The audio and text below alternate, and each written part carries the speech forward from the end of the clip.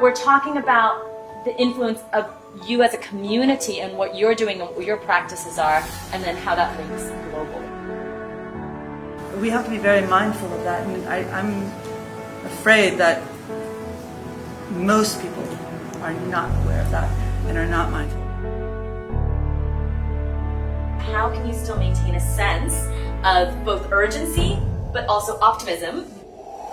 We often get distressed by how big the problem seems. It is that balance of finding optimism, of saying, but that's no reason for not acting. Sustainability is both a consciousness and daily actions to reconnect with nature, communities, and ourselves to make a better future.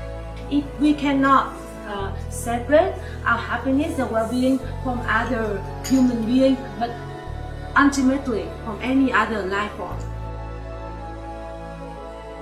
Sustainability is enough for all, for now and forever. What does this really mean for you guys in terms of what your school community should be doing?